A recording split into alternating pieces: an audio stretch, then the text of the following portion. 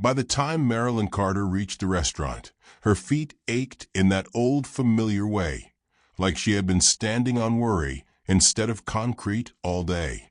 The place was too shiny for her comfort. Glass walls, chrome fixtures, and a host stand that looked more like a hotel front desk than somewhere you'd order chicken parmesan. She caught her reflection for a moment in the dark glass. A small woman with carefully curled blonde hair showing a stubborn line of white at the roots. Thrift store navy dress pressed within an inch of its life. The good pearl earrings she'd bought on sale 20 years ago. "Party for Jason Miller," she murmured to the hostess, clutching her purse with both hands. The young woman's smile flickered slightly as she took in Marilyn's outfit, then recovered. "This way, ma'am." The private room buzzed with laughter before Marilyn even turned the corner. Jason's co-workers and friends filled the long table, men in slim suits, women in sleek dresses, wine glasses already half empty. At the far end, under a cheesy banner that read "Happy 35th, Jason," her son-in-law stood like the star of his own commercial, one arm around Emily, the other gesturing mid-story. Emily saw her first. "Mom, you made it." Marilyn smiled, relief and embarrassment knotting together in her throat. "Of course I did, honey. I just late bus." Jason turned, eyes sliding over Marilyn in a quick, assessing sweep. His smile didn't reach quite as high as before. "There she is," he said, spreading his arms. "Our VIP guest from, what is it, Em? The Discount Senior Suites." Laughter rippled lightly around the table, polite and unsure. Marilyn felt the room tilt. Emily's hand tightened on Jason's arm. "Jason, stop," she said softly. "Mom, sit next to me." Marilyn took the empty chair, heart thudding. She set her purse carefully by her feet, the weight of it suddenly noticeable. Somewhere inside, buried under her wallet and crumpled grocery coupons, sat the thick official envelope she had picked up on her way to the bus. She had stared at the return address from the Ohio State Lottery Commission until the bus driver barked at her to move along. It had to be a mistake or a scam. People like her didn't get official envelopes, not unless someone was sick or someone was behind on something they couldn't pay. Jason clinked his fork against his glass. "All right, everybody, quick toast before they bring out my steak." He held his glass high, the overhead lights catching the crystal. "To 35. To closing the biggest deals in Butler County this year." And, he added with a sideways grin, to upgrading the Miller brand. New house, new car, maybe soon a vacation where nobody has to clip coupons first. His gaze flicked to Marilyn as he said it. She felt the words land like pebbles on a bruise. Emily shifted, color rising in her cheeks. "We wouldn't even have had a down payment without Mom helping with Lily so much," she said. "And she lent us."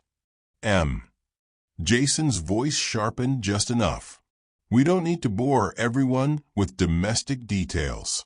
Across the table, someone laughed too loud.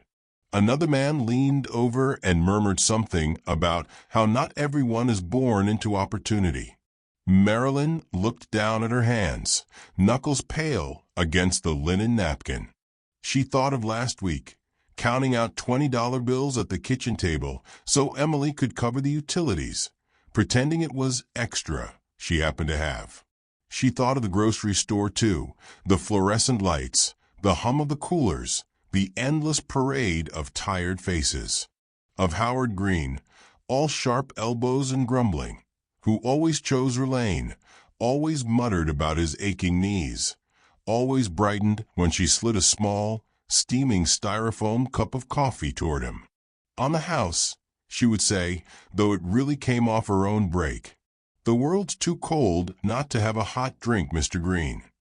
"You're wasting that kindness on the wrong people," he had told her last week, studying her through watery blue eyes. But you keep giving it anyway. That's rare. Now, in the glittery restaurant, Jason was telling a story about a client who tried to haggle him down.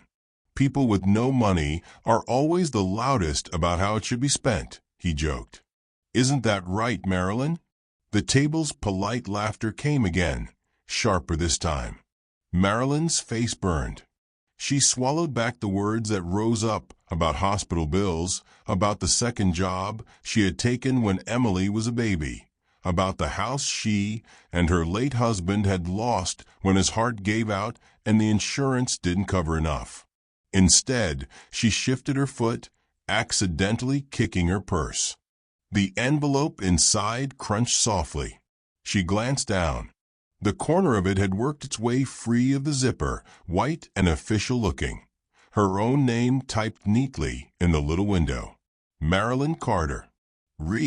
Ticket validation. Immediate attention required. The memory flashed. The deli counter 2 days ago. Howard pushing a slip of paper and a folded ticket into her hand. Don't argue, he'd said. I've wasted enough time guessing wrong about people. You just take this, Marilyn. You're going to need it more than I ever will. She had laughed, called him dramatic, tucked it into her purse without really looking. Now, Jason lifted his glass again, voice booming. To building a future where our kids don't have to worry about, well. His eyes flicked once more toward her. About what some people at this table have had to live through. Marilyn's fingers closed around the edge of the envelope. Her heart beat in her ears. Around her, the room shimmered with clinking glass and polite smiles. But something in her life had already begun to tilt, just slightly, like a coin teetering on its edge. Her phone buzzed quietly in her purse, almost drowned by the laughter. She slipped it out under the table, squinting at the unfamiliar number and the small text preview. Ms. Carter, this is the Ohio State Lottery office. It is very important we speak with you today regarding a winning ticket registered under your name. Marilyn stared at the words until they blurred, Jason's voice fading to a distant hum. For the first time that evening, she wasn't thinking about how poor she looked in this room. She was wondering what exactly Howard Green had done.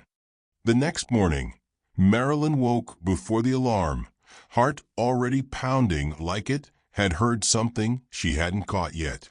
For a long minute she lay still in the narrow bed of her little senior apartment, watching the early gray light push around the blinds. The phone sat on the nightstand, screen dark. If she reached for it, she would see the missed call from the Ohio State Lottery office again, and the voicemail she had been too afraid to listen to. It's a scam, she whispered to the ceiling. Has to be. The word winning from the text still glowed in her memory, though stubborn as a stain. She swung her legs over the side of the bed, feeling the familiar stiffness in her knees, and began the small, practiced routine that got her through most days. Kettle on, instant oatmeal, nursed the same mug of coffee through getting dressed. She chose her work polo, the one without the stain near the hem. The thrift store navy dress from last night hung on the closet door, looking more tired than she felt. At the bus stop, the cold bit through her thin coat. She pressed her purse close, aware of the envelope inside it like a second heartbeat.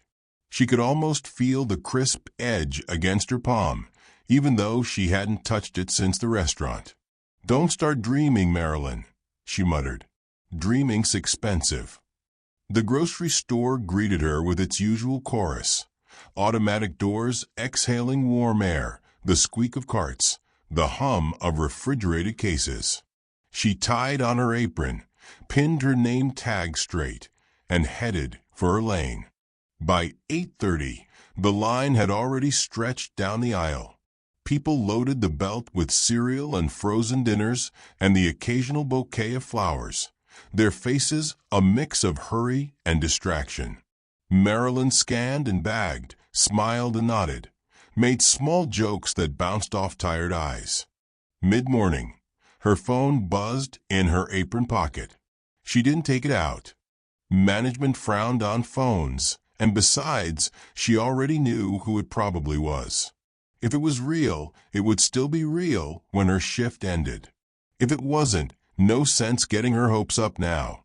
"Can you believe they're cutting our hours next month?" whispered Denise, the younger cashier in the next lane over, as soon as there was a lull. "Manager says sales are down. Like groceries went out of style." Marilyn forced a little smile. "We'll make do. We always do." "Yeah, well, some of us don't have husbands with real jobs," Denise grumbled, then flushed. "Sorry, Marilyn, I didn't mean." "It's all right," Marilyn said. "I don't have a husband of any kind. You're one up on me." Denise snorted, tension breaking, and Marilyn turned back to her register as the next customer shuffled forward. Near 11, just as her stomach started to complain about the oatmeal, she saw him. The slight stoop, the plaid jacket that had seen better decades, the cap pulled down over thinning white hair. "Morning, Mr. Green," she called, already reaching for the small styrofoam cup near her register. He grumbled something about the cold and shuffled up, his cart containing the usual: a few cans of soup, half a loaf of bread, a small bag of apples, and the cheapest coffee on the shelf. "You're late today," she said, filling the cup from the hot water tap and dropping in the instant coffee packet she kept hidden by her till.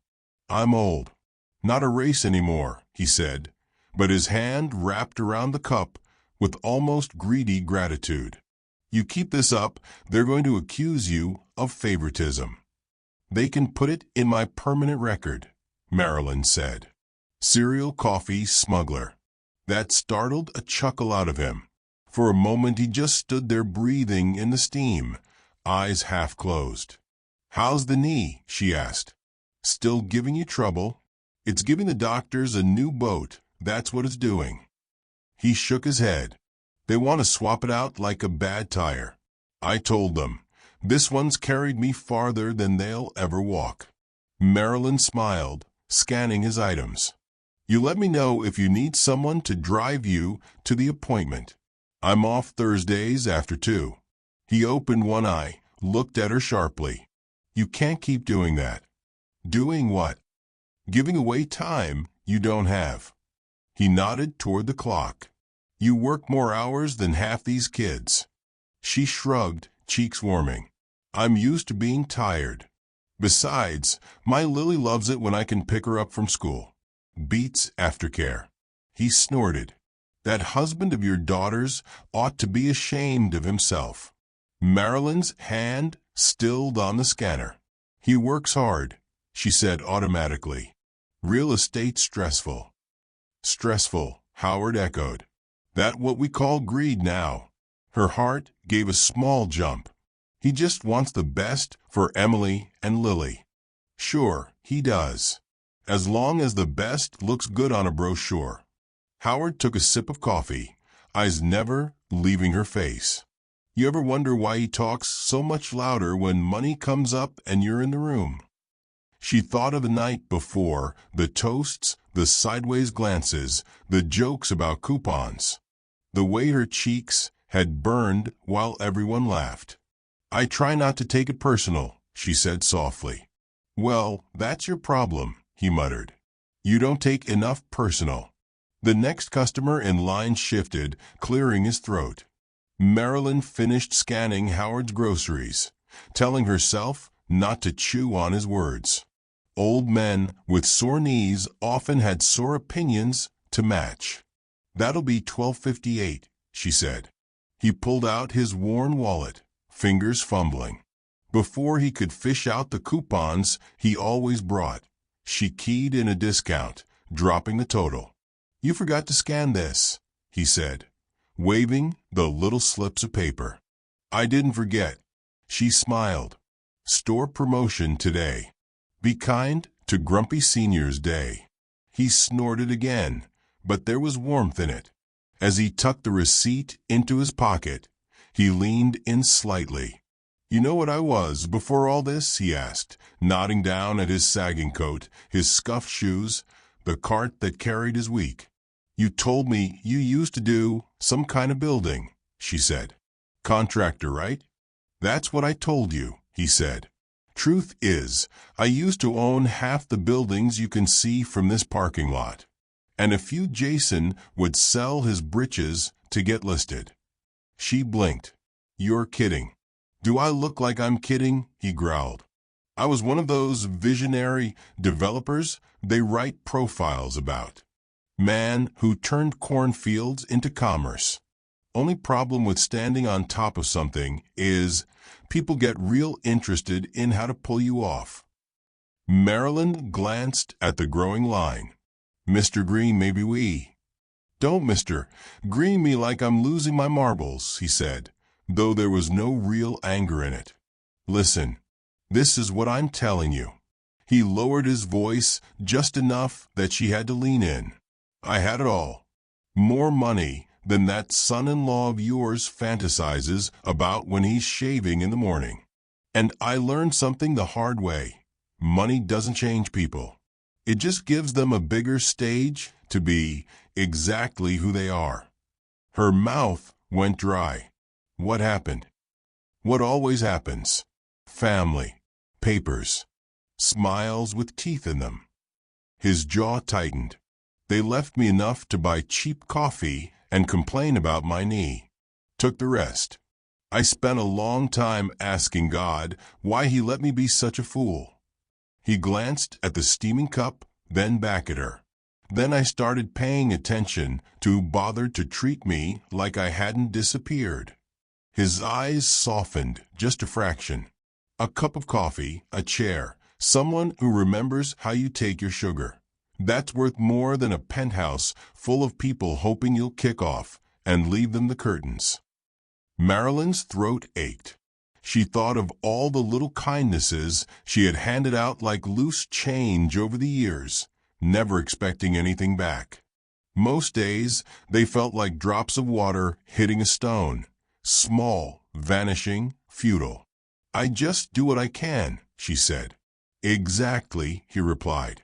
"You do what you can, not what makes you look good." Someone in line coughed loudly. Denise called over. "Mary, you okay? Need a price check." "I'm fine," Marilyn said quickly. "We're almost done here." Howard straightened with a creak of his spine.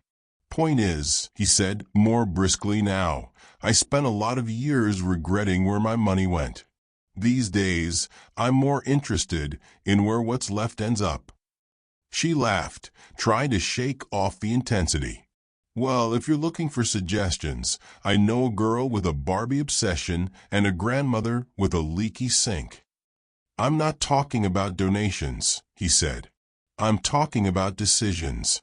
He reached into his pocket and pulled out something small, just for a second. A folded scrap of paper, the corner of a lottery ticket peeking out. Her breath hitched. She recognized the pattern. He had shoved something similar into her hand at the deli 2 days ago. "You still got what I gave you the other day?" he asked. "Of course," she said. "I keep everything people hand me at work. Old habit." "Good," he said, "because I don't make the same mistake twice. Last time, I trusted the wrong people with the future. This time, I picked someone who thinks more about gas money and grandchildren than granite countertops." Her chest tightened. "Mr. Green, I don't understand." "You don't have to. Not yet." He nudged his cart forward. "Just when the world starts acting like you matter all of a sudden, remember who you were on the days it didn't." Before she could answer, the next customer was pushing their cart up, unloading cans and chips, filling the space between them. Howard shuffled away, coffee in hand, the back of his plaid jacket swallowed by the store's fluorescent light. All afternoon, his words replayed in her mind, tangled up with the unread voicemail sitting in her phone and the untouched envelope in her purse. By the time she clocked out and stepped into the cold evening air, Marilyn felt as if the ground under her feet wasn't quite as solid as it had been yesterday. Somewhere between the grocery store and the bus stop, between Howard's story of lost millions and the lottery office's urgent message, a quiet, impossible thought began to form at the edges of her mind. What if, just this once, life was about to choose her? Howard didn't come the next day. Marilyn noticed it the way you notice a missing tooth with your tongue. Every time a plaid jacket entered the store, her heart gave a little start, only to sink again when it turned out to be someone else, someone who did not grumble about his knee or call the coffee mud, and drink it anyway. By noon, she was twitchy enough that Denise noticed. "You okay, Mare? You look like you're waiting on a secret shopper." "I'm fine," Marilyn said quickly. "Just tired." But as the afternoon wore on and the automatic doors hissed open and shut 100 more times without Howard behind them, a cold unease settled under her ribs. Maybe his knee finally gave out. Maybe he decided to shop somewhere cheaper. Maybe. Her phone buzzed in her apron. When she snuck a glance at break, she saw the same unfamiliar number as the night before, plus a new voicemail icon. By the time she got home, the late winter sky had gone the color of dishwater. Her little apartment felt smaller than usual, the walls closing in around her as she hung up her coat and set her purse on the table. For a long moment she just stood there, looking at it. "Enough," she muttered. She pulled out the lottery envelope, hand shaking. The seal split with a soft rip. A formal letter slid out, printed on crisp paper with a logo she'd only ever seen on TV commercials. "Dear Ms. Marilyn Carter, our records indicate that a lottery ticket registered in your name and signed by you has matched all 6 numbers in the recent Ohio State Lottery draw." The word swam. She sank into a chair before her knees could give out. "Matched all 6 numbers. Registered in your name. Signed by you." Her mind scrabbled back through the days. The deli counter. Howard shoving a slip of paper and folded ticket into her hand. "Don't argue. You're going to need this more than I ever will." Had she signed something? She vaguely remembered him insisting she scribble on the back so he could prove he hadn't cut in line if anyone asked. She had laughed and done it without thinking, pen snagging on the glossy paper. The letter went on about claim validation, identity confirmation, and scheduled appointments. It referenced the same phone number that had been calling her. Her cell lay on the table, mute and accusing. With fingers that didn't feel like her own, she tapped the voicemail icon and held it to her ear. "Ms. Carter, this is Angela Ruiz from the Ohio State Lottery office," a calm voice said. "We've been attempting to reach you regarding a ticket registered under your name. This is a time-sensitive matter. Please call us back as soon as possible." The message repeated the number, the case reference, the word winner more than once. Marilyn set the phone down very carefully. "This is insane," she told the empty room. "It's some kind of mistake." Her gaze snagged on the framed photo of Lily on the wall, gap-toothed smile, backpack too big for her shoulders. Marilyn thought of overdue bills, of Jason's jokes about coupons, of Howard's weary eyes when he said money gave people a bigger stage to be exactly who they were.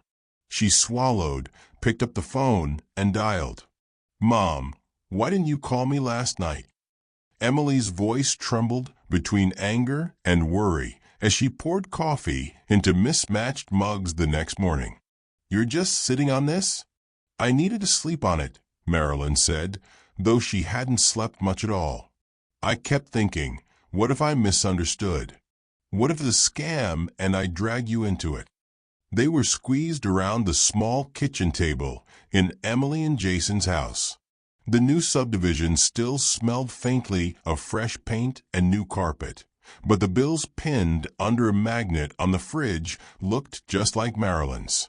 Emily shoved the lottery letter back across the table. "This logo is real, Mom. I checked their website 3 times. You always said never click strange links," Marilyn reminded her weakly. "That's for weird emails promising princes." Emily rubbed her forehead. "This isn't a prince. This is numbers." On the table lay the folded lottery ticket itself, a little smudged from living in the bottom of Marilyn's purse. Emily had insisted they find it before she believed anything. They had torn through receipts and gum wrappers until the ticket had appeared, pressed flat between old pharmacy printouts like an accidental bookmark. When Emily pulled up the winning numbers on her phone and read them aloud, Marilyn had felt something inside her chest reach toward the sound the way a plant reaches toward light. They matched. All of them. "Mom," Emily whispered, eyes filling. "I don't know what this means exactly, but it's real." Marilyn stared at the small rectangle of paper. "It's too much." "That's not a number," Emily said. "It's your whole life changing." A car door slammed outside. They both flinched like teenagers caught sneaking in after curfew. "Is Jason home?" Marilyn asked. "He's just popping in between showings," Emily said quickly. "We won't say anything until we know more, okay?" The front door opened. Jason's voice floated down the hall, cheery and amplified. "Smells like coffee. My favorite broke people coping mechanism." Emily swept the ticket and letter into a plain manila folder and slid it under a stack of school papers on the counter, so fast it almost vanished. "Hey, ladies," Jason said, strolling into the kitchen in his sharp navy blazer. "Emily, you see my portfolio? I've got the Maple Ridge open house in 20. In the hall, I think," she said, too bright. "Want some coffee?" "Nah, I already grabbed something with the guys." Jason kissed Lily's head where she sat coloring at the table, then glanced at Marilyn. "You okay? You look flushed." Marilyn tried to make her mouth work. "Just hot coffee. Or too much drama on TV," he said, chuckling. His gaze snagged on her phone.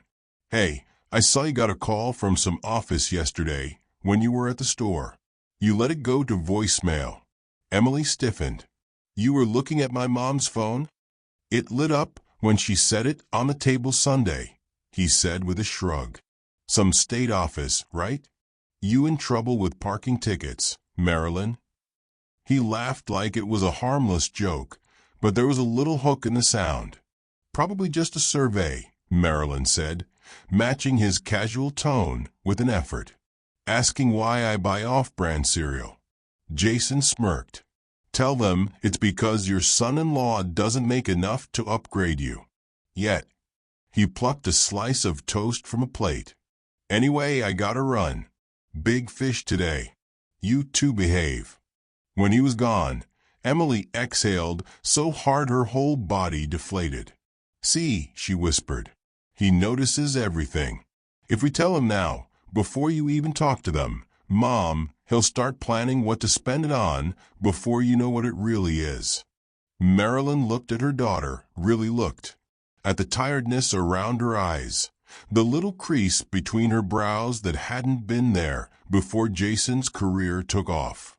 "You're afraid of him," Marilyn said quietly. Emily flinched. "I'm not afraid. I just know how he gets. You remember when he brought over those refinance papers for your old house? The ones you refused to sign because Dad wasn't here to decide." Marilyn nodded slowly. "He said it would unlock equity." "Yeah." Emily swallowed. "I looked up the company later. And the terms. If you'd signed, Mom, you would have basically given up any claim if anything went wrong. It was predatory." The room tilted for a moment. Marilyn gripped the edge of the table. "You never told me," she whispered. "I thought we dodged it," Emily said, voice cracking. You said no. I told myself it was a one-time thing.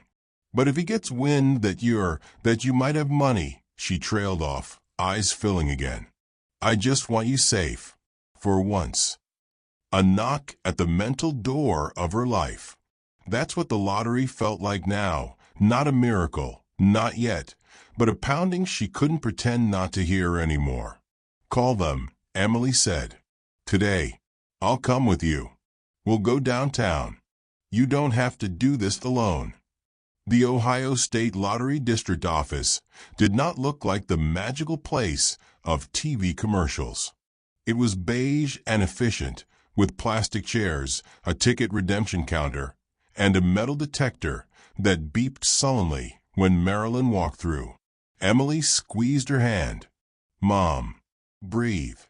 An employee with a badge that read Angela Ruiz, claim specialist, led them into a small conference room with fluorescent lights and no windows.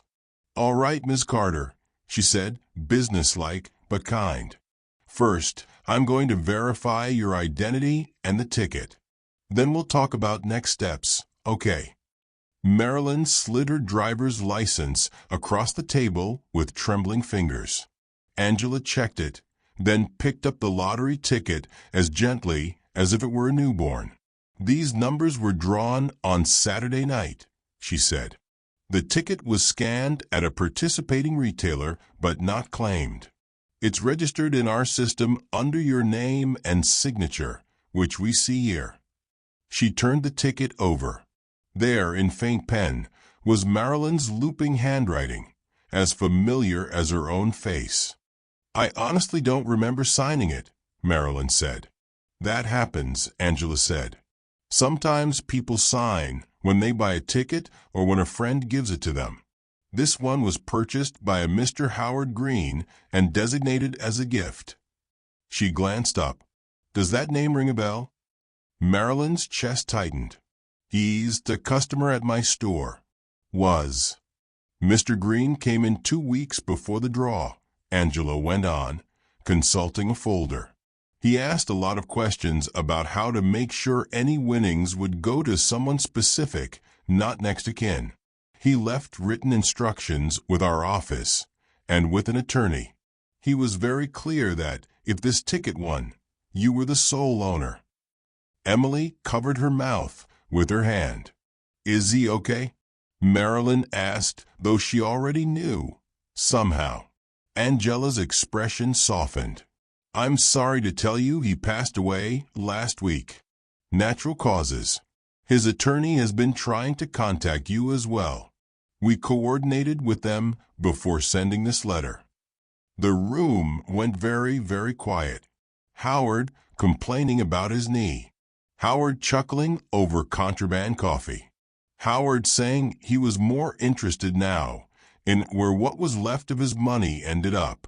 You're saying, Marilyn managed, that this ticket, all of this, it's mine. Yes, ma'am.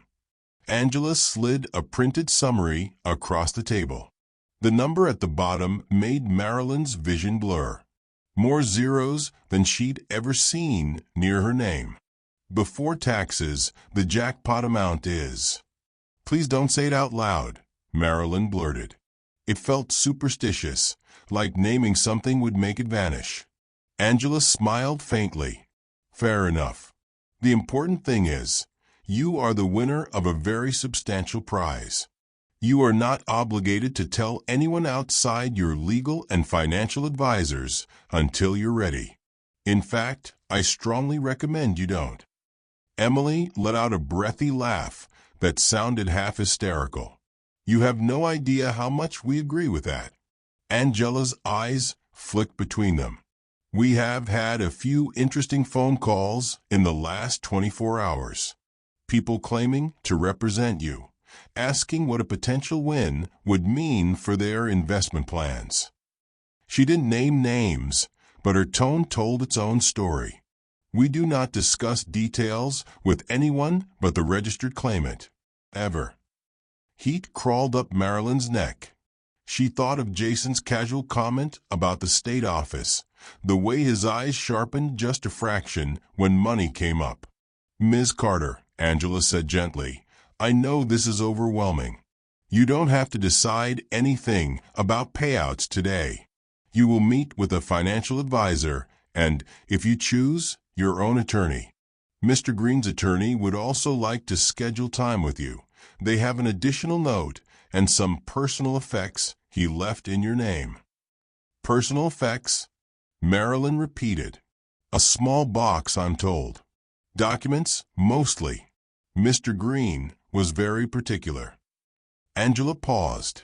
He said, and I quote, She's the only one who ever remembered how I take my coffee.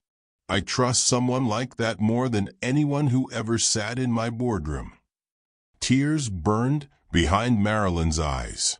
That foolish old man, she whispered. He should have kept it. Sounds like he tried that once, Angela said. Didn't work out so well. Maybe he wanted to see what would happen if he trusted someone different this time.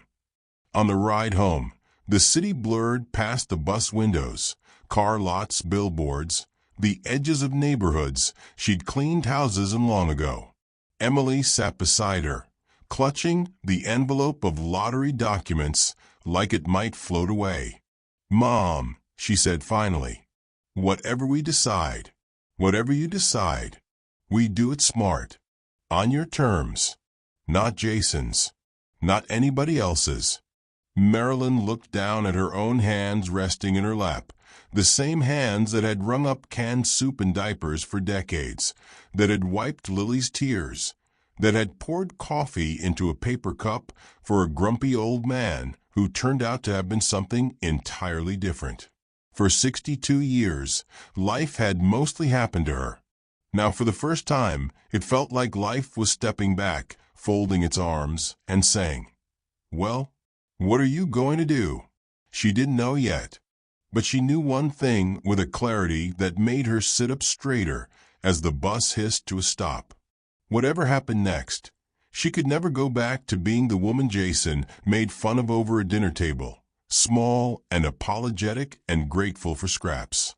Something enormous had moved under the surface of her life, and sooner or later it was going to break through. For a few days, Marilyn carried the secret around like a hot coal cupped between her hands. On the outside, nothing changed. She still rose before dawn, still pulled on the grocery store polo, still rode the bus past the same cracked sidewalks and empty lots. But she moved through it all with a strange awareness that a different life was now standing just behind her shoulder, waiting for her to turn and face it. The first obvious change came in a plain office with 2 bright lights and a nameplate that read Daniel Cho, financial advisor. I know you've seen the number, Daniel said gently, when she sat across from him twisting her purse strap. The most important thing today is that we slow everything down. We make a plan before anyone else writes a script for your money. I don't even know what to ask, Marilyn admitted. I've never had more than a few $100 extra in my account. Maybe once. Before my husband got sick. That's okay, he said. We start with what you want protected. Your needs. Your daughters. Your granddaughters. And we talk about how to keep you as anonymous as possible while you decide. He spoke of trusts and annuities and tax brackets. It sounded like a foreign language, but every now and then a phrase landed with quiet clarity. You don't have to move, he said, when she confessed her fear of being uprooted. If you like your apartment, you can stay there. You can improve your life without advertising it. Sometimes the safest power is the kind nobody recognizes at first. The thought soothed some raw place inside her. She signed the first cautious documents with hands that still shook, but this time the names beside hers, attorney, advisor, trustee, felt like guardrails instead of traps. On the way out, Daniel paused. Mr. Green left a note with his attorney, he said. They asked if you could stop by this afternoon. It's about unfinished business, apparently. Marilyn's stomach fluttered. Unfinished business sounded like the kind of phrase that had chewed Howard up for years. Howard Green's attorney was nothing like the sharks Marilyn imagined from TV. Laura Benton was middle-aged, soft-spoken, and had a plant in her office, so lush it practically took over the window.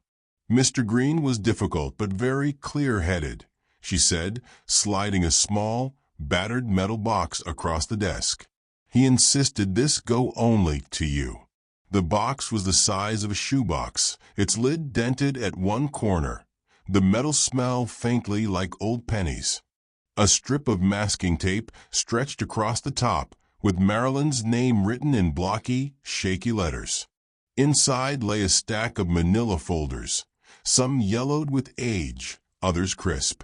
On top of them, a handwritten note in Howard's Kravitz script. Marilyn, money made my family mean. I'd like to see what it does in the hands of someone who remembers how a man takes his coffee. These papers are the story of how I lost everything. I have a feeling you'll recognize some of the characters. Do with it what I couldn't. Protect the people who don't get invited to the table. H.G. Beneath the note, she saw letterheads and logos. Green Development Group, Maple Ridge Holdings, and farther down, a name that made her breath hitch. Pierce and Miller Realty Partners. Her thumb landed on a photocopied contract. At the top in bold was the familiar Maple Ridge logo Jason loved to show off on his laptop. Those little stylized trees and tidy townhomes he liked to call his baby. You know this company? Laura asked, watching her. My son-in-law works for them, Marilyn said slowly. He's always saying his firm built Maple Ridge from nothing.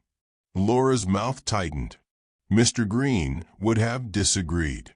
Maple Ridge was his flagship development in the 90s. According to these documents, he was forced out with a series of restructuring agreements that heavily favored the incoming partners. Those partners later rebranded as Pierce and Miller. Marilyn shuffled through the pages. There were meeting minutes, memos, and emails printed out from an old account. One line, highlighted in yellow by Howard, jumped out at her. Once Green's signatures are on the refinancing package, he'll have no standing to contest the transfer of controlling interest. Her fingers went cold. The language was so similar to the pitch Jason had made at her own kitchen table last year. Unlocking equity, simplifying ownership, signing away outdated rights. Mr. Green believed what happened to him wasn't technically illegal under the laws at the time, Laura said. But he also believed it was wrong. He spent a lot of years regretting his choices. When he realized your son-in-law worked for the same lineage of companies, it concerned him. Concerned, Marilyn repeated, voice faint. He asked me to gather anything that might help if ever you or your family were put in a similar position, Laura said. He didn't know about the lottery then. That was a separate act of stubborn generosity. Marilyn thought of Jason's easy charm. The way he'd slid papers across the table with a smile, assuring her he was helping her modernize. She had refused mostly out of superstition and the sensation that her late husband would have wanted to read every line first. Now, she saw how close she'd come to signing away more than she understood. Howard had recognized the script because he'd starred in its first run. She left the office with the box heavy in her arms, the note even heavier in her mind. That evening, she sat at Emily's kitchen table again, the metal box open between them. Lily colored at the end of the table, humming under her breath. He knew Jason's bosses, Emily whispered, flipping through the papers. He knew what they did to him, and he heard Jason on the phone. Marilyn nodded. Angela said he called the lottery office twice to make sure my name was on everything. He must have been planning, even before the numbers hit. A small voice piped up. Daddy doesn't like Mr. Green. They both turned. Lily had stopped coloring, her little eyebrows knit together in concentration. "What do you mean, sweetie?" Emily asked. "He said he was that old crank who thinks he still owns half the town," Lily recited, clearly repeating something she'd overheard. "He said if Grandma keeps taking his side, she'll mess up the Maple Ridge expansion." Marilyn and Emily stared at each other. "When did he say that?" Marilyn asked gently. Lily thought hard. When he was on the phone in the garage. I was getting my soccer ball. He didn't see me. He was mad. He said Grandma was stuck in the past and won't sign anything reasonable." The room went very quiet. There it was, the small, sharp crack that showed how deep this went. Jason wasn't just casually rude or ignorant. He saw her as an obstacle. He had tried to ease her off the board the same way people had once eased Howard out of his own life's work. "Thank you for telling us, baby," Emily said, voice shaking a little. "That was very brave." Lily blinked. "Did I do something wrong?" "No," Marilyn said quickly, pulling her into a hug. "You did something very right." After Lily went to bed, they went through more of the box. In the bottom, tucked beneath the folders, lay a small key taped to an index card. "Storage Unit 23B, Greenway Self-Storage. Only if you really want to know how bad it got. H." Marilyn traced the handwriting with her fingertip. "He kept more," she murmured. "Records. Proof. Maybe something he was too scared to use. Maybe he hoped someone else wouldn't be," Emily said. Marilyn looked around. The tidy kitchen, the mortgage statements tucked in a drawer, the school fundraiser forms, the traces of a life built on careful budgeting and hoping nothing catastrophic happened. She thought of the lottery documents locked now behind Daniel's office door, the trust papers with her name on them, the way Angela had said, "You don't have to tell anyone until you're ready." For the first time, she began to understand that the money wasn't just a cushion. It was leverage. It was a shield for Emily and Lily, and a spotlight she could choose to turn on people who preferred to work in the shadows. "First things first," she said quietly. "We pay off your smallest debts quietly. We fix that leak in your roof. We set something aside for Lily's college. Jason doesn't need to know how." Emily nodded, tears in her eyes. "And then," Marilyn went on, her voice gaining strength, "we find out exactly what Pierce and Miller did to Howard, and what they plan to do to this town." The old Marilyn would have stopped there, feeling brave for even saying it out loud. This new version, the one with a lottery claim number, an attorney's card, and a dead man's trust in her hands, reached for the key. The metal was cool and solid against her palm. Somewhere in a concrete storage unit, another layer of truth waited. And with every page she turned, Jason's easy stories about building from nothing looked more and more like just that, stories. The next time they sat at the same dinner table, she promised herself, he would not be the only one holding information that mattered. The storage facility sat on the edge of town, where the strip malls thinned out and the highway started to think about becoming countryside again. Long rows of metal doors stretched under a pale sky, each one identical except for the faded numbers stenciled in black. Marilyn shivered as she stepped out of Emily's car. The wind snapped at her coat, tugging at the edges like impatient fingers. "You don't have to go in alone," Emily said. "I know," Marilyn replied. "But this part, I think I need to see it first. Then I'll bring it to you." Emily hesitated, then nodded and squeezed her mother's hand. "I'll wait right here." Inside the office, a bored teenager copied her license and the key code. 5 minutes later, Marilyn stood in front of Unit 23B, the key from Howard's box sitting cool and heavy in her palm. "Only if you really want to know how bad it got," his note had said. She slid the key into the lock. It turned with a rusty reluctance, then gave. The metal door rolled up with a groan, revealing a narrow rectangle of cold air and dust. Inside, boxes were stacked haphazardly next to a dented filing cabinet and an old wooden sign leaning against the wall. Marilyn stepped in, the concrete floor leaching warmth from her shoes. The air smelled of paper, old glue, and the faint, metallic tang of regret. She flicked on the bare bulb overhead. The sign caught her eye first. She wiped dust away with the sleeve of her coat and read the faded letters. Green Community Homes, a place to belong. Beneath it, smaller print promised affordable family housing and senior-friendly design. This is what he wanted, she murmured. Not just profit. A place for people like her. Like Emily.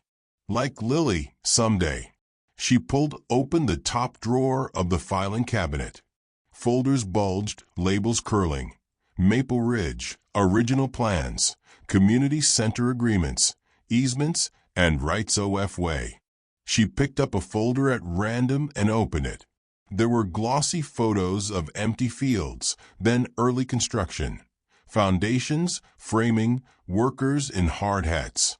In one picture, a younger, broader-shouldered Howard shook hands with a man in a suit. Behind them, a crowd of locals gathered near a groundbreaking banner. Marilyn's breath caught. Near the edge of the frame, almost out of focus, stood a much younger woman with blonde hair, holding a clipboard, half-turned toward the camera. She recognized the set of her shoulders, the way her mouth tilted when she was concentrating. It was her. She remembered all at once. The temp job when Emily was in high school, passing out brochures at some developer's event for a day's pay. She had stood for hours in the sun, handing out little paper bags with key-shaped stress balls inside, not caring about the speeches, just hoping her feet wouldn't swell before the bus ride home. "You were there," she whispered to the dusty air. "We were in the same picture and didn't even know." She flipped the photo over. In Howard's shaky handwriting on the back were the words, "First big project. First big mistake." Her fingers trembled as she moved deeper into the drawer. The next folder held contracts and legal correspondence. Laura's voice echoed in her memory. He believed what happened wasn't illegal then, but he believed it was wrong. There it was in black and white, the restructuring agreements, the shifting of control from Green Development Group to the partnership that would become Pierce and Miller. Margin notes in Howard's hand circled phrases like irrevocable, transfer of controlling interest, waiver of claims. Tucked among them was something newer, a stapled packet with a more recent date and the Maple Ridge logo redesigned in Jason's sleek modern style. Maple Ridge Phase 3 Expansion Plan. On the last page, Marilyn saw a familiar signature. Jason Miller, Senior Agent, Pierce and Miller Realty Partners. Her throat tightened. He had written, in a cheerful cover letter to the board, about maximizing returns by modernizing existing properties and upgrading tenant demographics. In the margin, in Howard's furious scrawl, someone had written, "Translation, push out the old, bring in the rich." At the bottom of the drawer, under a layer of loose papers, Marilyn found a worn envelope addressed to Attorney Laura Benton. It had been opened already. Inside was a formal letter she hadn't seen before. "I, Howard Green, retain a reversionary interest in the parcel designated Lot C, Community Center Parcel, Maple Ridge Development, as outlined in the attached 1994 agreement.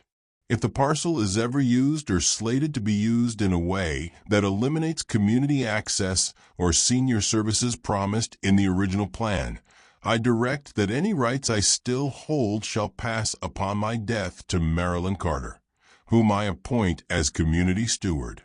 She may exercise these rights as she sees fit to protect low and middle-income residents, particularly seniors. H. Green. Marilyn nearly dropped the page. Lot C. She rifled through the blueprints until she found the map of Maple Ridge. There, drawn in neat lines, were the townhomes, the cul-de-sacs, the little pocket parks. Lot C sat near the center, marked Future Community Center/Senior Recreation. She realized with a jolt that in every brochure Jason had ever waved around, that center was promised in the next phase. It had never materialized. Instead, the lot was being used as a sales pitch about upcoming amenities that somehow always stayed just out of reach. Now, she understood why Jason had muttered about her messing up the Maple Ridge expansion. If that land couldn't be flipped into luxury amenities or more high-end townhomes without triggering the reversion clause, it was a problem. And she, without knowing it, had just inherited that problem, or its solution. At the back of the unit, on a small metal shelf, she found another box labeled personal. Inside were letters written but never sent, addressed to a daughter in another state, apologizing for letting your husband talk me into signing away our security. There were photographs of a smiling little girl on swing sets, birthday parties in backyards that looked a lot like the ones Jason sold now. The pattern was painfully clear. Howard had been Emily's age when his own daughter's husband had convinced him to lean into opportunity, to sign papers he didn't fully understand. The family had fractured under the weight of broken promises. He had spent the rest of his life carting those papers from house to house, then to this storage unit, like an anchor he couldn't cut loose. Now he'd handed it to her, not as a burden, as a tool. She locked the unit carefully when she left, the key now on her own ring, and drove straight to Laura's office with the box on her lap. "This clause is unusual," Laura said, pushing her glasses up as she studied the reversion document. "But it's not meaningless. At the very least, it would be extremely uncomfortable for Maple Ridge's current partners if this became public." Daniel had joined them, his notebook open, pen poised. "Uncomfortable how?" Marilyn asked. "Well," Laura said, tapping the page, "they've been marketing Lot C as future luxury amenities. But legally, the paperwork still describes it as a community center parcel with promised senior services. Mr. Green never fully relinquished his interest here. He left it dormant, but he didn't give it up. So if they built something else there," Daniel began, "then Ms. Carter, as his designated steward, could file for an injunction," Laura finished. "And she'd have a strong case. At minimum, it would delay their expansion, invite scrutiny of their past dealings, and probably force them to negotiate." "They hate delays," Daniel said. "Delays cost money. Reputation hits cost even more." Marilyn stared at the map, at the neat rectangle of Lot C. "All those years he came through my line," she murmured. "All those little grumbles. And he was carrying this around." "People who've been hurt by contracts don't stop reading fine print," Laura said softly. "They just get very careful about who they hand pens to." Marilyn's gaze shifted to the more recent documents, the emails, the memos, the Maple Ridge Phase 3 plan with Jason's signature at the bottom. "Would this hurt him?" she asked quietly. Laura hesitated. "If this goes public, it will hurt anyone publicly attached to the project," she said. "But what you choose to do with your leverage is up to you. You could quietly negotiate for protections, or you could make a very public example." Marilyn thought of Jason's jokes, his careless contempt at the birthday dinner. She also thought of Lily, coloring at the table, repeating his words without understanding their weight. "I don't want revenge that just makes more broken people," she said slowly. "I want a line drawn. Somewhere." Daniel leaned forward. "What if we use both your assets together?" he asked. "Mr. Green's clause and your winnings." "How?" she asked. "You could propose a community trust," he said, "funded partly by your lottery winnings, partly by a negotiated contribution from Pierce and Miller, dedicated to affordable housing, senior services, tenant education. You'd offer them a way to turn a potential scandal into a public, we-listen moment. They keep their project, but they have to build that community center as promised and put real money into the people they're displacing." "And if they say no?" Marilyn asked. Laura's smile was thin. "Then we litigate. And we let the press read every one of these old emails about upgrading tenant demographics." Real estate firms hate that phrase out in the open. A slow, unfamiliar feeling uncurled in Marilyn's chest. It wasn't gloating exactly. It was steadiness. For the first time, she wasn't trying to avoid trouble. She was deciding where to place it. "They're having that awards banquet next month," she said. "Jason's been talking about it for weeks. He thinks he's getting some big promotion off Maple Ridge." Daniel glanced at Laura. "That would be a very visible place to deliver this," he said carefully. "I don't mean to humiliate him for sport," Marilyn said. "He's still Emily's husband, Lily's father. I don't want to destroy him. But I'm done letting him pretend his success just fell from the sky." She thought of Howard's note. "Protect the people who don't get invited to the table." "What if she swallowed, heart thudding. "What if I show up not as the poor mother-in-law he jokes about, but as Mr. Green's steward? As an investor? Could I do that?" Daniel's eyes lit with a quiet spark. "Actually," he said, flipping through his notes, "we've already set up your trust in a way that allows you to invest anonymously. If you wanted to, you could acquire a modest stake in Pierce and Miller itself. You'd have to be careful about disclosure, but it's possible." Laura nodded slowly. Walking into that room as a silent partner who is no longer silent would certainly get their attention. Marilyn imagined it. The decorated ballroom, the speeches, Jason basking in applause. And then her, standing up from a back table, clearing her throat, telling a story about a man in a plaid jacket and a styrofoam cup of coffee. About promises written and broken. About a piece of land that had waited 30 years to be what it was supposed to be. "It's not really about me," she said. "It's about all the people like me who never knew what they were signing, or what was being signed over their heads." "Then that's the story you tell," Laura said. They spent the rest of the afternoon sketching it out. Marilyn would quietly acquire a stake in the company through her trust. She would have Laura prepare a simple statement outlining Howard's reversion clause and her legal standing.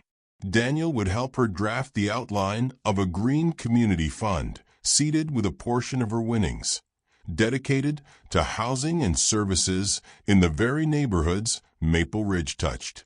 At the banquet, when Pierce and Miller celebrated their visionary expansion, Marilyn would stand up and offer them a choice. Partner with her to honor the original promise of Lot C and protect vulnerable residents, or face a very public fight with a determined grandmother, a dead developer's paper trail, and a lottery windfall capable of funding excellent lawyers. She was terrified just thinking about it.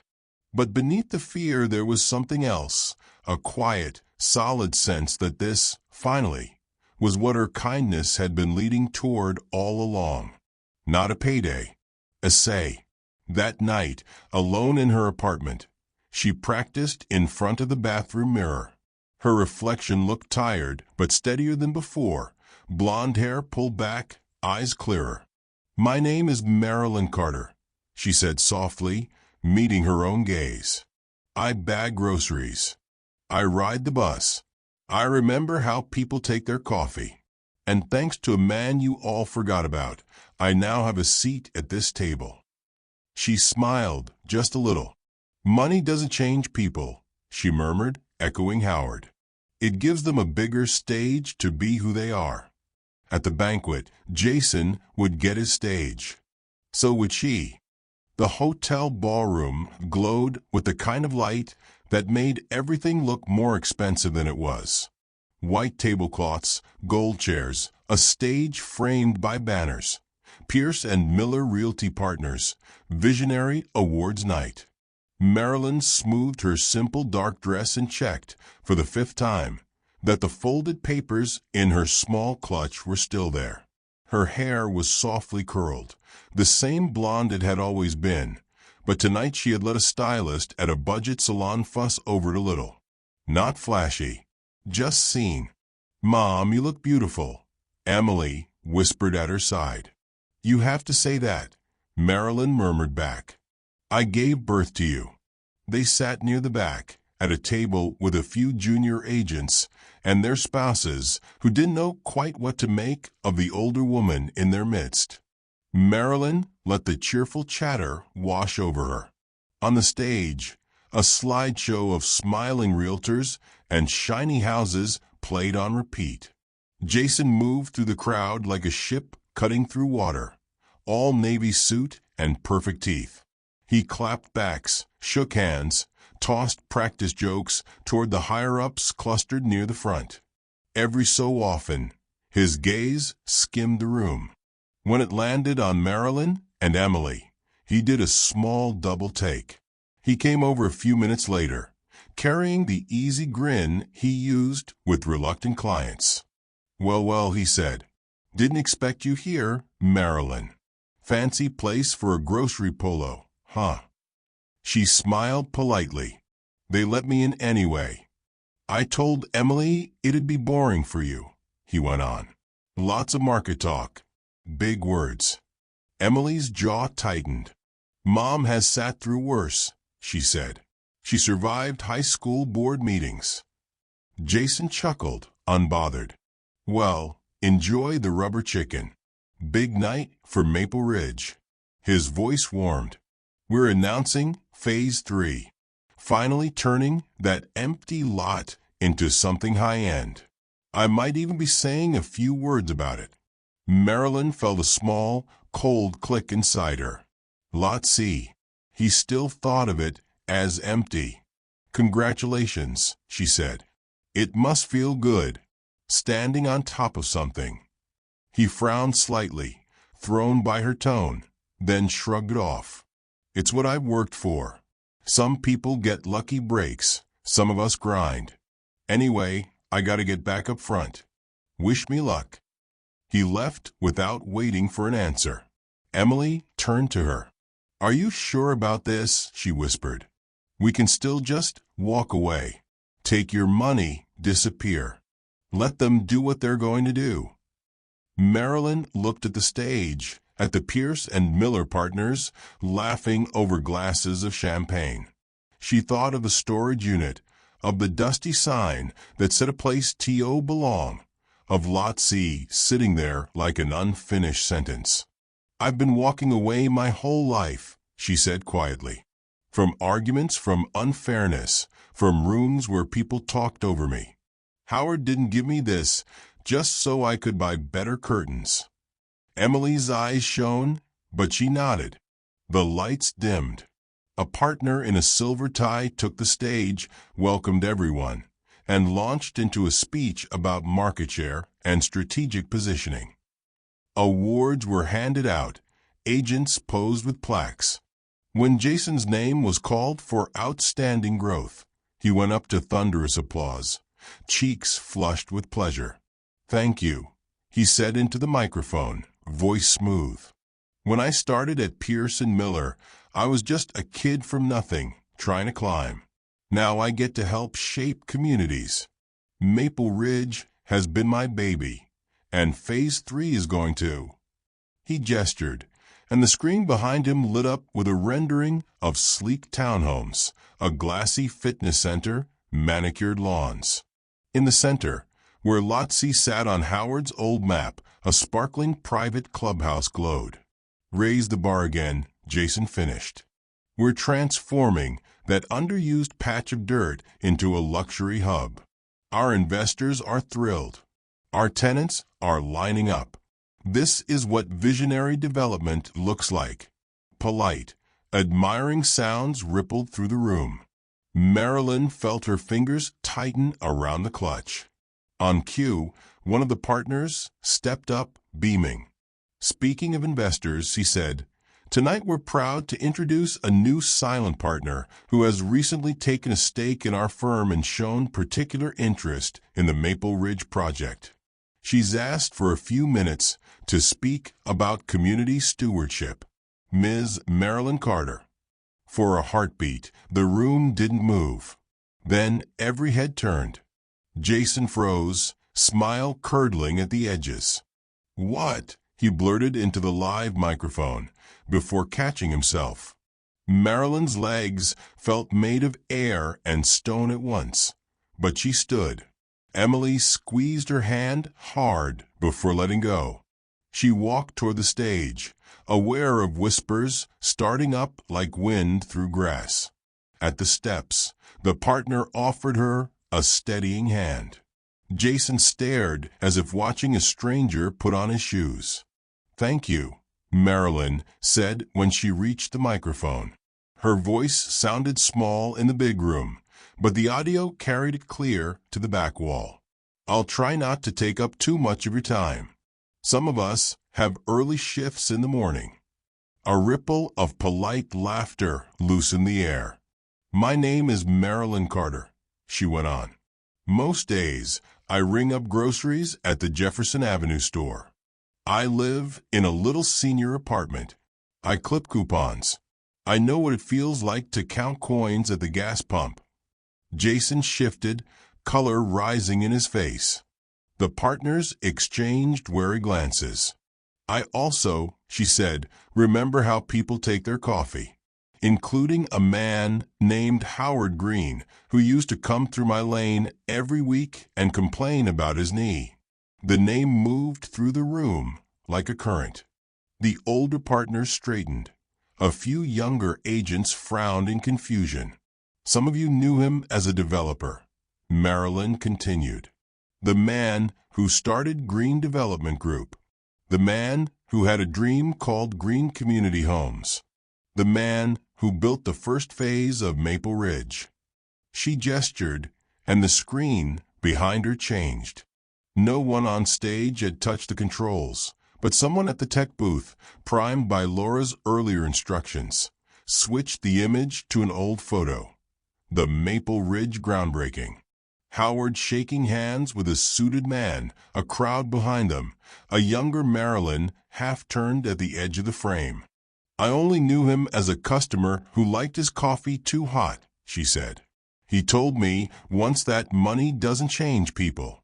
It just gives them a bigger stage to be who they are." A murmur ran through the audience. "Mr. Green lost control of Maple Ridge through a series of deals that, I've been told, were legal at the time but not kind," she said, choosing her words carefully. "He spent years regretting where his money went. And then near the end, he decided to put what was left in the hands of someone who remembered his coffee and his bad jokes instead of his bank account." On the screen, an image of Lot C's original plan appeared. Community Center/Senior Recreation marked neatly in ink. "Before he died," Marilyn said, "he left me two things. A lottery ticket that changed my bank account, and a set of documents that changed my understanding." She held up the page with the reversion clause. Not too close, just enough to show the bold title.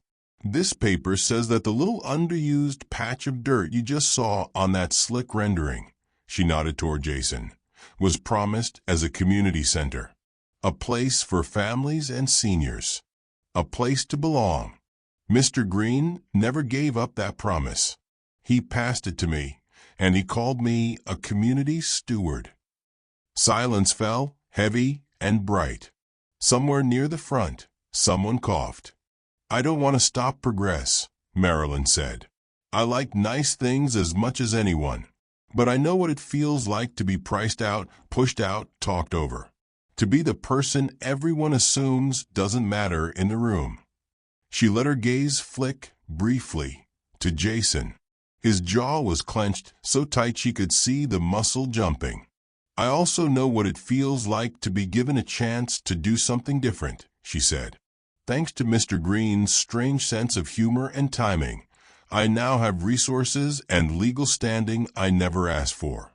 I could use them to sue, to embarrass this firm, to drag every email about upgrading tenant demographics into the light." A ripple of discomfort went through the seated partners. "Or," she continued, "we can do something better."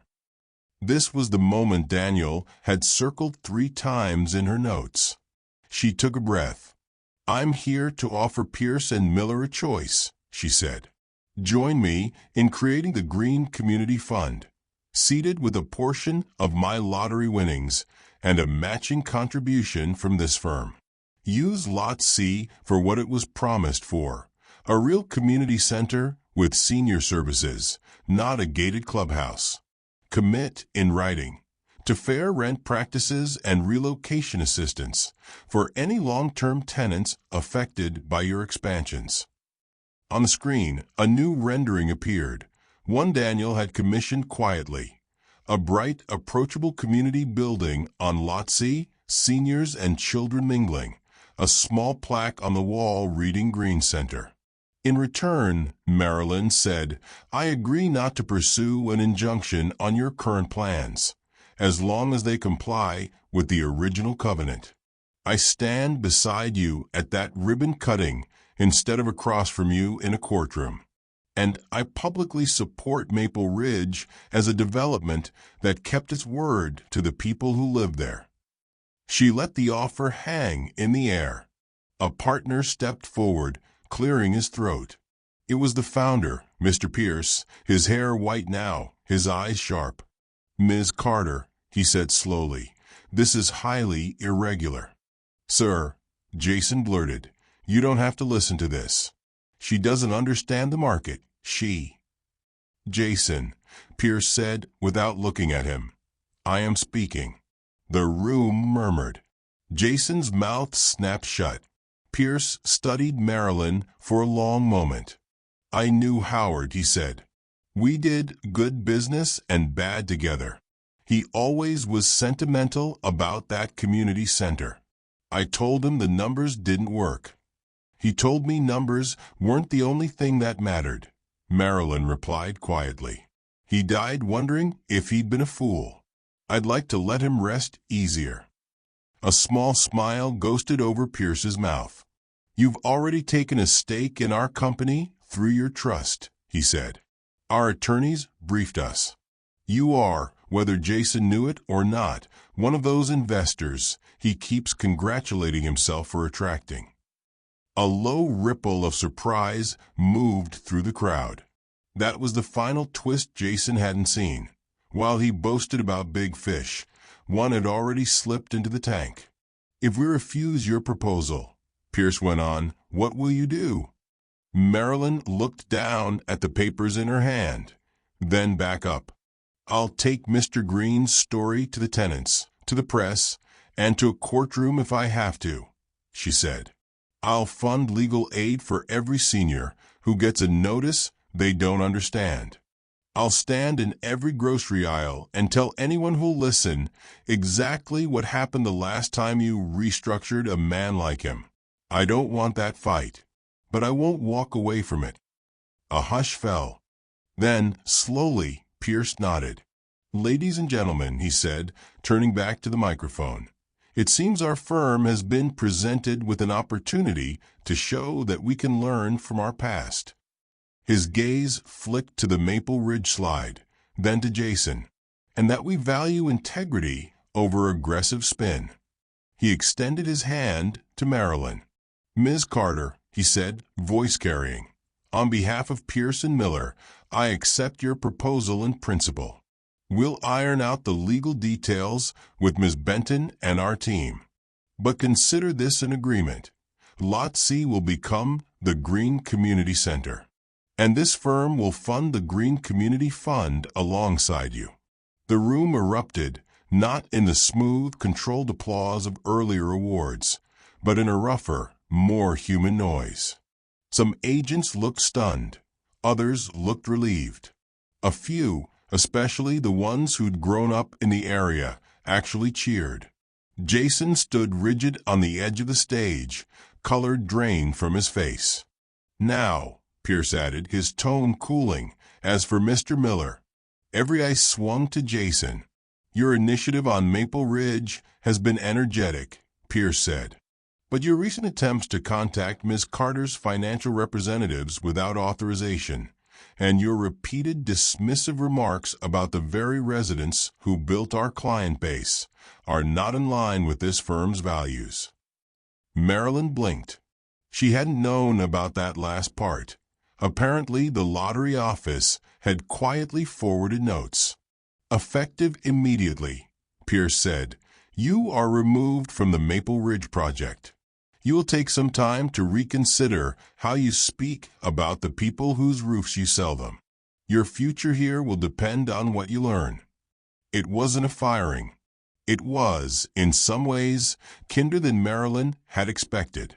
But to Jason, whose whole identity rested on being the star of Maple Ridge, it landed like a dropped curtain. He swallowed hard, eyes darting between Pierce, the partners, and the rows of watching faces. For the first time since Marilyn had known him, he looked small. She didn't gloat. She simply stepped aside, letting the moment stand. 3 months later, the old patch of dirt on Lot C rang with the sound of hammers and laughter. The Green Community Center was halfway framed, its future shape rising against the sky. Marilyn stood with Emily and Lily at the edge of the site, hard hats slightly too big on their heads. A temporary banner fluttered on the fence. Coming soon, A Place T.O. Belong. You did this, Emily whispered, slipping an arm around her mother's waist. No, Marilyn said. Howard did. I just didn't let it die. She watched a group of seniors from her building touring the site, with a project manager, pointing and smiling. A few kids raced around, imagining where the game room would be. In her purse, her lottery documents and trust papers sat quietly, useful, but not the center of her thoughts. On a small table nearby lay a bronze plaque waiting to be mounted. It read, "In memory of Howard Green, whose vision and regrets helped build a place where no one is forgotten at the table." Underneath, in smaller letters, Steward, Marilyn Carter and the Green Community Fund. Lily tugged Marilyn's sleeve. "Grandma," she said, "Daddy said he's sorry." Marilyn looked down at her granddaughter's earnest face. "Did he?" she asked gently. "He said he didn't see things right before," Lily said. "He said he used to think you were holding them back. But now he thinks you were, what was the word, protecting us." Marilyn followed Lily's gaze to where Jason stood a little apart, hands in his pockets, watching the construction. His shoulders sloped more now, his suit a little less perfect. When their eyes met, he lifted a hand in a tentative wave. She nodded in return. Forgiveness, she had learned, wasn't a single moment. It was a direction. He was at least facing it. "People can change," she said softly to Lily. "Sometimes it just takes a big enough mirror." They stayed for the small ground blessing ceremony. When Marilyn was asked to say a few words, she kept them simple. "I'm not a developer," she told the little crowd. "I'm just someone who scans your groceries. But I know what it means to feel like decisions are being made in rooms you're not allowed into. Today, thanks to a man who never forgot his own mistakes, And thanks to a firm that decided to listen instead of bulldoze, this room, she nodded at the skeleton of the center, will always have space for people like us. There was applause, gentle and sincere. That night, back in her cozy apartment, she sat at her small table with a cup of tea and Howard's old note, now framed. Do with it what I couldn't. Protect the people who don't get invited to the table. She smiled, tracing the ink. Life had not suddenly become easy. Bills still arrived. Knees still ached. Some neighbors still struggled. But there was a community fund now, quietly paying for rent counseling and after-school programs. There was a building rising where a broken promise had once sat. And there was, inside her, a steadiness she hadn't known she possessed. Marilyn turned off the lamp, the city's muted glow slipping through her blinds. Somewhere across town, Maple Ridge's shiny townhomes gleamed under the same sky. Somewhere above them, a patch of land was finally becoming what it was meant to be. Kindness, she thought, isn't small at all. It's just quiet, until the day it's handed a microphone.